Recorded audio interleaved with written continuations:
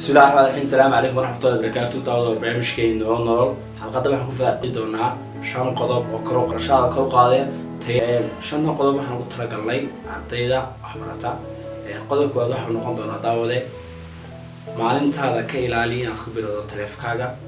si aad markaad arday tahay guud oo aan noqoto arday guuleystay waxa loo baahan yahay inaad maalintaada ku bilaabin taleefankaaga maadaama social media uu leeyahay notification badan kuwaasoo raaynay maskaxdaada meel kale u jeediyaan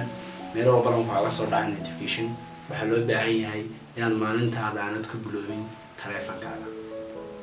qodobka labaad ee daawada waxbarashada kor u qaaday waxa weeye inaad naftaada siiso waqti nasasho waan ogahay waxaad rabtaa inaad galaaskaaga number 1 noqoto dadaal badan aad samayso laakiin waxa loo baahan yahay intaan ka badan in naftaadu hesho nasasho markastoo aad akhrido 30 daqiiqo wax akhrisa yaa naftaada siiso nasasho si ay waxa aad qaadayso ay xiftin karto qodobkeena saddexaad ee guulda aad ku noqonayso arday waxbarashadiisa ay guuleystay waxa weeyaan jalwad waqtigaaga nidaamso oo waqtigaaga ka dhig mid maareysan oo jalwadaysan oo habaysan waxa laga baahan yahay inaad ka fikirto minidkaaga iyo saacadaada meesha aad ku bixinayso arday baa tahay waxaad rabtaa inaad kaalinta koowaad gasho galaaskaaga saadalada waxa laga rabaa inaad waqtigaaga ku fikirto meesha aad ku bixinayso aanad ku bixin waqtigaaga meel aan adiga ku haynin qodobka afraad ee guul doon aad ku noqonayso arday guuleystay waxa weeyaan ka saar maskaxdaada bari baan qaban qodobka waan ku ogahay in badan buu ku ragaadiyay course baa lagu soo diray wax ama 10 waxa saad u haysay bari ayaa wax ku gaaray waqtigii imtixaan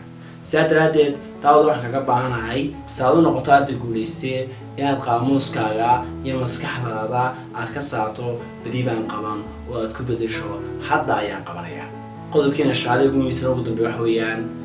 waxa ku akhrin goobtaada jiifka waan ogahay mar walba buugtaada soo qaadato haddii aad u dhow yahay goobtaada jiifka waad caajistaa markuu naftaada shayda u yiriyo waxaan laabtaa buugaaga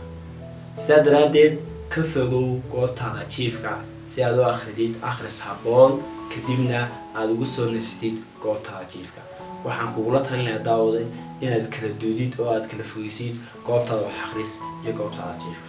shantan qodob oo ah jadwale oo nidaamso waqtigaaga jadwale oo nidaamso